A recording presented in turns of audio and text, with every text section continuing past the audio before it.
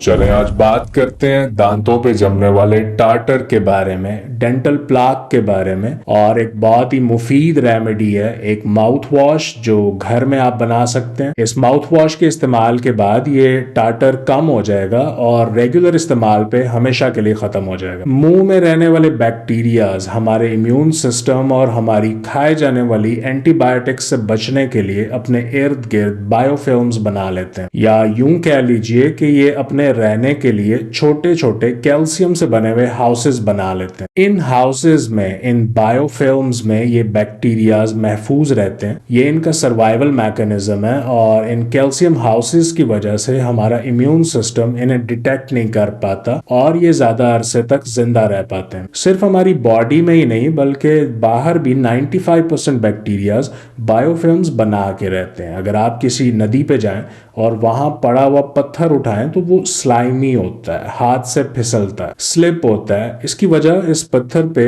Biofilms की मौजूदगी है। आपको हर जगह बायोफिल्म्स मिलेंगी, स्पेशली जहां पानी होगा, जैसा कि आपके सलाइवा में होता है। इन्हें नरिशमेंट के लिए पानी और शुगर चाहिए होती है। इन बायोफिल्म्स की ओवर अबंडेंस की वजह से, इनके ज्यादा हो जाने से आपके मुंह से स्मेल आती है, मसूड़ों की सोजिश होती है, मसूड़ों से खून आने लगता है। दांतों में ज्यादा प्लाक जमा हो जाने से आपको डेंटिस्ट के पास जाना पड़ता है, इसे रिमूव करना पड़ता है। लेकिन अगर आप इस आसान माउथ वॉश जिसे आप घर पे बना सकते हैं, इसका इस्तेमाल रेगुलरली करें तो आप इसे इजीली मैनेज कर सकते हैं। पहले नंबर पे जो इंग्रेडिएंट है वो है बेकिंग सोडा, सोडियम बाइकार्बोनेट। तो क्या होता है कि जब ये बायोफिल्म्स मुंह में बढ़ जाती हैं तो इनमें रहने वाले बैक्टीरियाज बहुत ज्यादा एसिड बनाने लगते हैं। ये आपकी माउथ पीएच को कम कर देते हैं और कम pH level, specially 3.5 to 5.5 level of pH decalcification की वजह बनती है। कैल्शियम हड्डियों में से और दांतों में से निकल के सिस्टम में आने लगती है,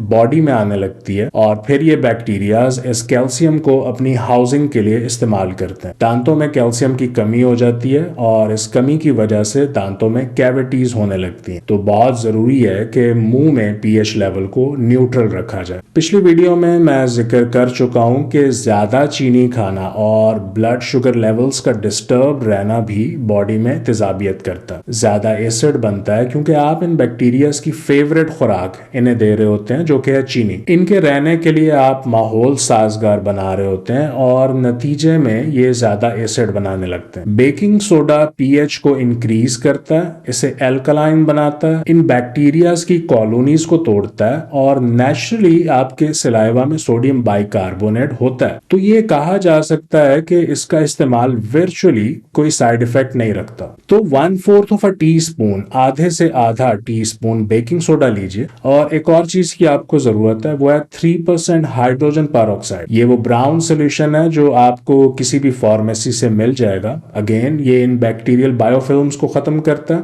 एंटी फंगल है, स्पेशली कैंडिडा यीस्ट को खत्म करता है। और जो इंटरेस्टिंग बात है वो ये कि हाइड्रोजन पेरोक्साइड भी नेचुरली आपके सलाइवा में पाया जाता है। आपके सेल्स ये मेजर कंपाउंड बैक्टीरियाज को मारने के लिए इस्तेमाल करते हैं। तो यहाँ उन्हीं चीजों को थोड़ी ज्यादा मिकदार में बॉडी में डालने की बात की जा रही है जो पहले से आपकी बॉडी बना रही है, ये बॉडी में पहले से मौजूद है। इसका भी 1/4 ऑफ अ टी स्पून, आधे से आधा टी स्पून और 1/4 of a teaspoon baking soda, इन दोनों को आधे कप पानी में घोल लें और इसे रोजाना नॉर्मल टूथपेस्ट से ब्रश करने के बाद माउथ वॉश के तौर पे इस्तेमाल करें। 30 सेकंड तक इसे मुंह में रहने दें और थूक दें। इससे आपके दांतों पे टार्टर नहीं जमेगा, दांतों की शाइन वापस आएगी, दांत नॉर्मल दिखने लगेंगे, आपकी बैड ब्रेथ का मसला खत्म हो जाएगा। रिसेंटली विटामिन K2 पे एक रिसर्च सामने आई जो थोड़ी मिक्स्ड अप है, लेकिन एक बड़ा गहरा रिश्ता है विटामिन K2 और दांतों पे टार्टर जमने का। वो ये कि विटामिन K2 जो विटामिन D3 के साथ मिलकर काम करता है, ये डीकैल्सिफिकेशन को रोकता है, कैल्शियम को आपके दांतों और हड्डियों में ही रखता है, सॉफ्ट